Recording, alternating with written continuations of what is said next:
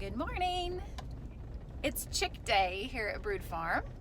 Today, 100 chicks arrive at the farm from their hatchery. We just got the call a minute ago that they are here, they're at the post office and ready for pickup. So this is kind of the way it works here for us. We've been doing this for years. Our hatchery mails us day-old chicks, and they arrive at our Cave City post office, and pretty quickly after arrival they will call us. You know, they're pretty loud visitors there in the post office. Usually I can hear them in the background when they call me. So even before the post office is open to the public, they invite us in to come and knock on the door and request our package. So this is especially important because they're live animals that are being shipped. And today, for example, my car reads 38 degrees right now. It was a lot colder than that before the sun came up, which is unseasonably cool, for this time of year.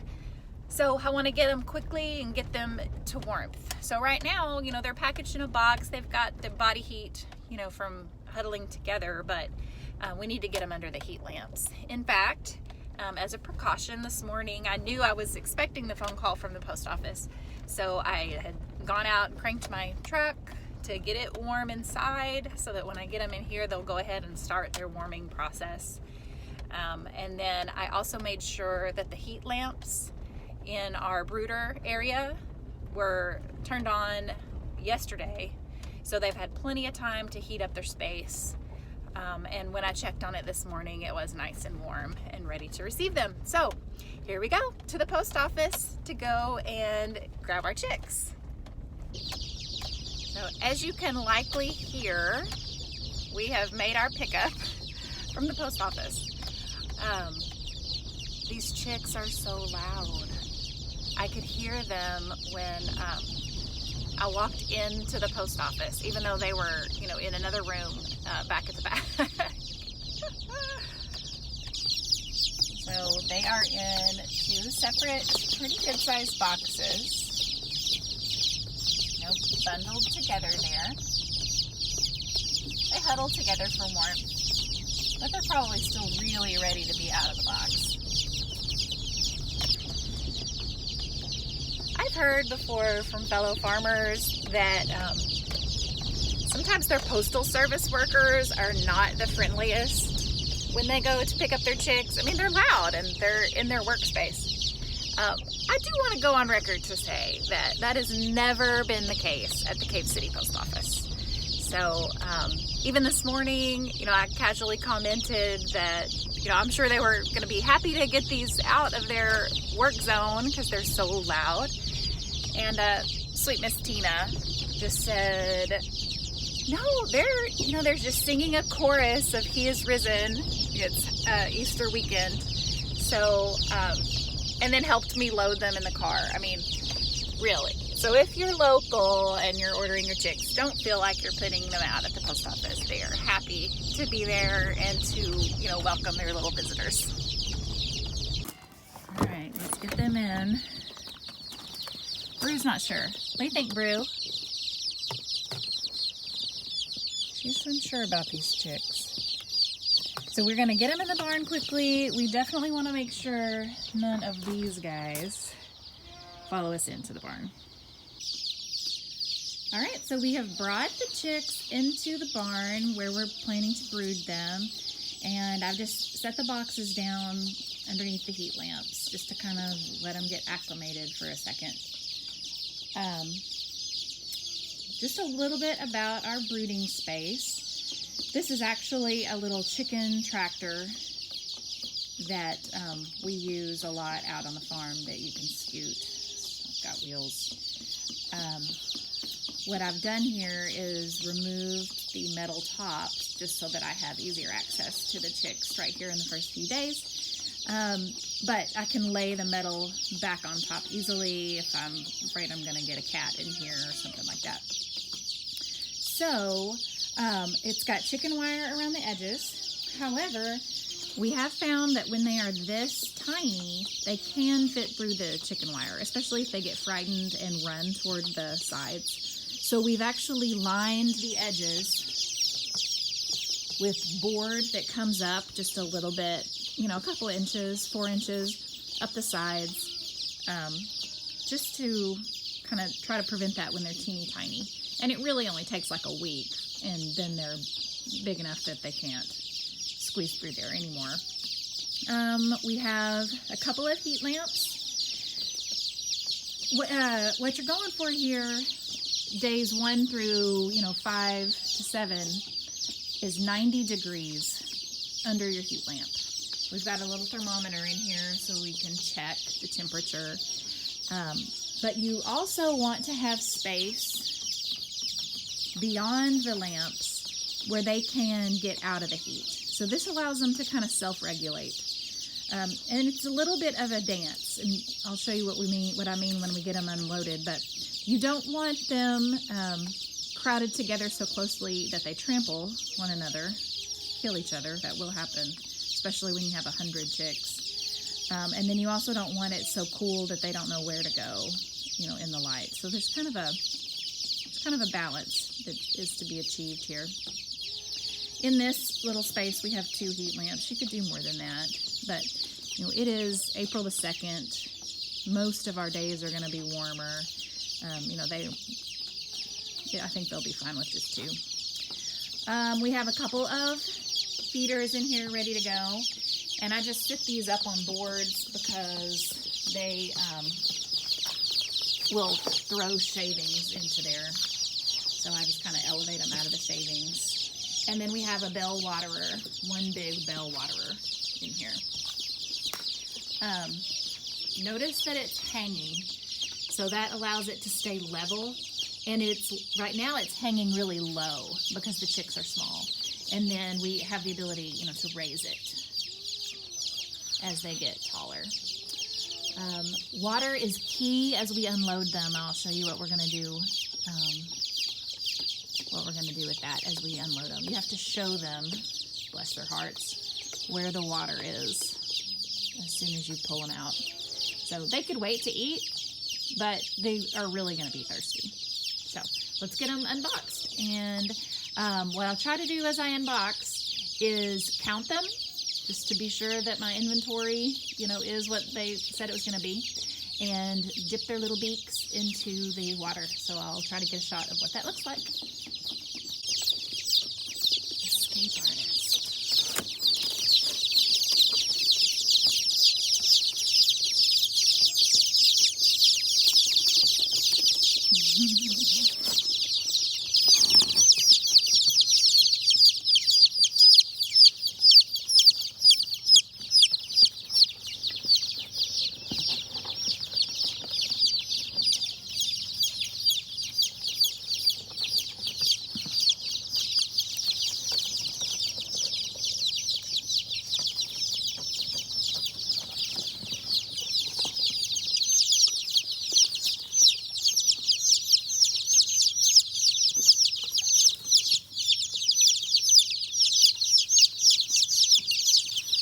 Okay, everybody's unboxed and exploring. A bunch of them have found the feeder over there. Once I get them all unboxed, you order from this hatchery, and I really can't tell you how other hatcheries do it because we've been so happy with Murray McMurray we haven't switched. But with Murray McMurray, on the inside of the box is like the shipping label, the packing label. And so I always just snap a picture of this with my phone. And that way I have a document, I have it documented what time I took the picture, what day I took the picture. So I know, when they arrived and then exactly what was in this order. So, this helps me keep up with how old these chicks are as they grow. So as you can see, what we have here are amber stars and whiting true blues. And then we get a little free surprise chick also up there at the top. Free surprise chick.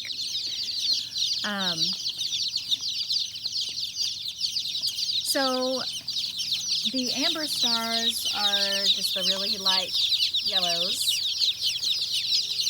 The whiting true blues come in a variety of colors, so that was that first box that we unboxed. And some of them are yellow, which was unexpected, so I'm gonna have a hard time until they mature knowing which ones are which. I will say that these are both new varieties for us. Thank you, pandemic.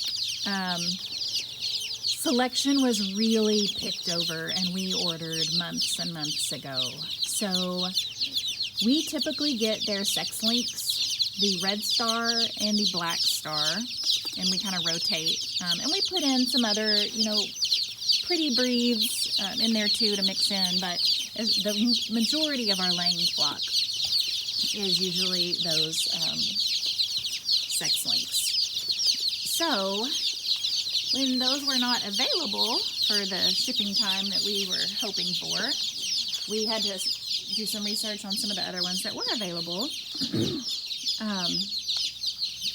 So the Amber Star is a new breed that they're offering, and it's another one of their sex links. So the sex link, if you're unfamiliar, the females are a different color than the males, which makes them easier to be sexed at birth.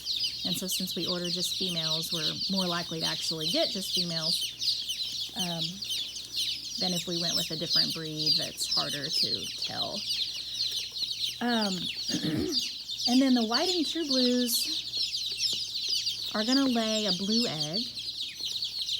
They're supposed to be a really good layer, better layers than Americanas and Ericanas, which are also blue egg layers. So they're not related to those breeds, but they do also lay the blue eggs.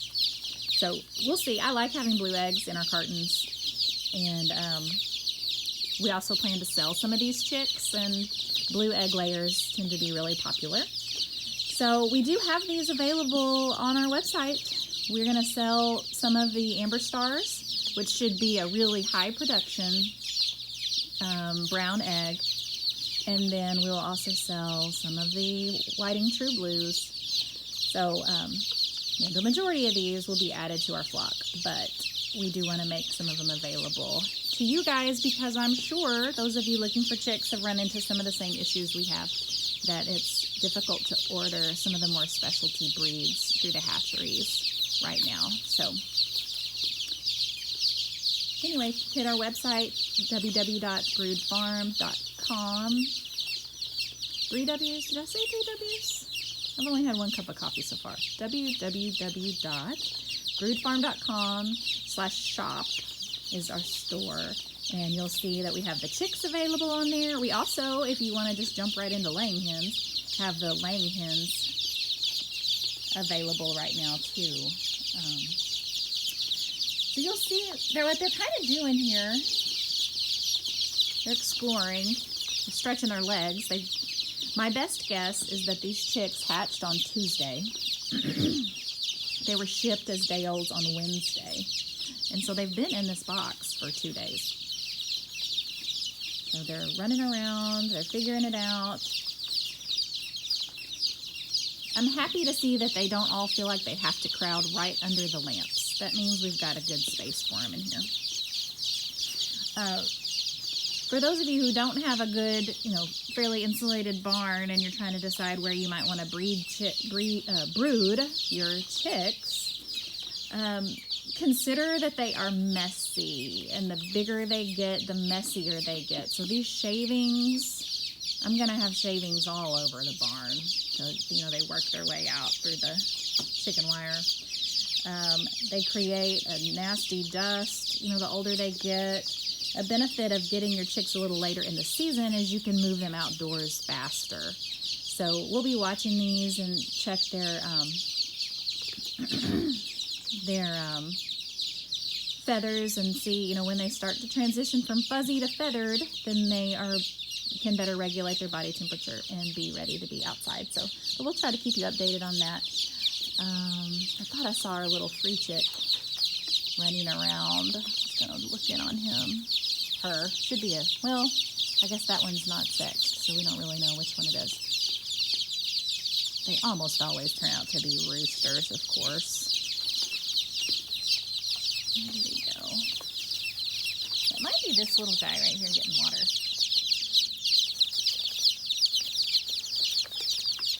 Remember I mentioned that what we're shooting for in our brooder is 90 degrees. So if I check in on our thermometer here, it is showing 94 directly under the light. So I'm going to stick it kind of over here between the two lights and see what kind of reading I get there. But that's about right. They definitely feel comfortable enough to go and explore other spots. So I feel like that's a good sign. On chick day, I really like to be sure I'm going to be around the farm pretty much all day, so that I can keep checking in and be sure that they're settling in okay, that everybody's adjusting all right, that my temperatures are good, that everybody's finding their way back to the waterer, and I keep an eye out for ones that may be not looking so hot. So occasionally when you open your box, you might find one that has not survived the trip. Fortunately, this time we were 100%. Everybody made the trip here to the farm. But if somebody is still weary from travel and not feeling well, what I would look for, the best way I know to describe it is like a dizziness. They seem a little bit dazed and aren't running with the group. They're kind of doing their own thing. And so I kind of take note of any that seem to be doing that. And sometimes they won't make it through the first day, but occasionally you lose one or two in a group this large. They've just been in that box for too long. But after day one, they should all be good to go. And pretty much what you've got left should be what you are able to raise. You can keep them warm and safe and fed and watered. Hey, so thank you for joining us today for Chick Day and following along with our journey. Feel free to ask any questions in the comments, and I'll try to get back to you. If you don't already, follow us on our social media, Facebook, Twitter, Instagram, so that you can track these little guys as they grow. And Elijah would want me to remind you to also subscribe to our YouTube channel so that we can have more followers, because apparently that is very important to 12-year-old boys. So, thanks again. As you can hear maybe in the background, the goats are ready for me to tend to them. So we're gonna get to that, get our eggs all packaged up, and back to the chores for the day. So thanks for tuning in. Following along with us. La, la, la.